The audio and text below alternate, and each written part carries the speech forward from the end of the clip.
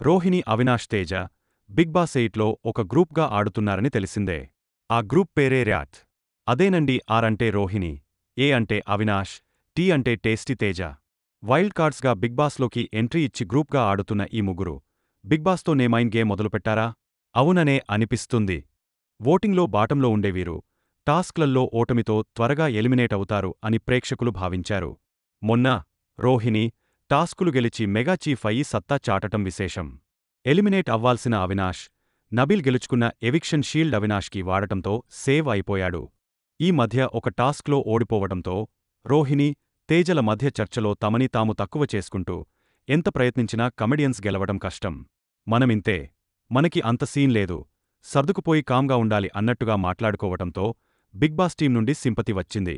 వీకెండ్లో నాగార్జునగారు కూడా అలా తక్కువగా మాట్లాడుకోకూడదు, మీరు కూడా గెలవచ్చు అంటూ మోటివేట్ చేశారు.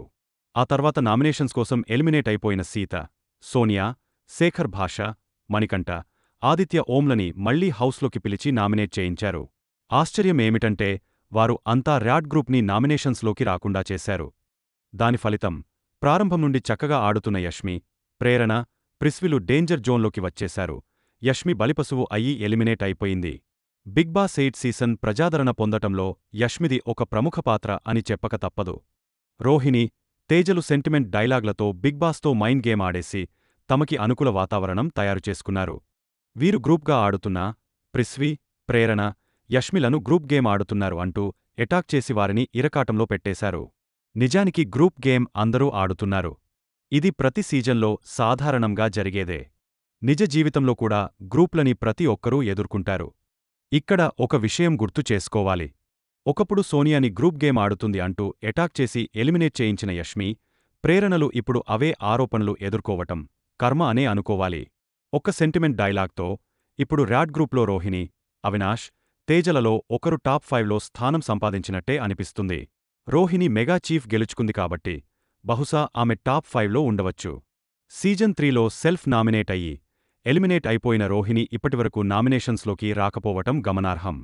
ర్యాట్ గ్రూప్లో అవినాష్ మరో డైలాగ్తో అటు బిగ్ బాస్ని ఇటు ప్రేక్షకులని తన వైపుకు తిప్పుకునే ప్రయత్నం చేశాడు.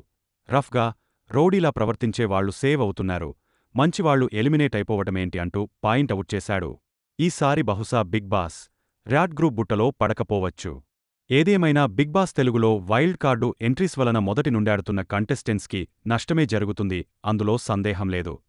వైల్డ్ కార్డ్స్ ఆటంతా చూసేసి ఎవరు లీస్ట్లో ఉన్నారో తెలుసుకుని హౌస్కి వచ్చి వారినే టార్గెట్ చేయటంతో మొదటి నుండి ఉన్నవారు పాపం నష్టపోతున్నారు. బిగ్ బాస్ ఇకనైనా వైల్డ్ కార్డ్స్కి స్వస్తి పలుకుతారేమో చూద్దాం.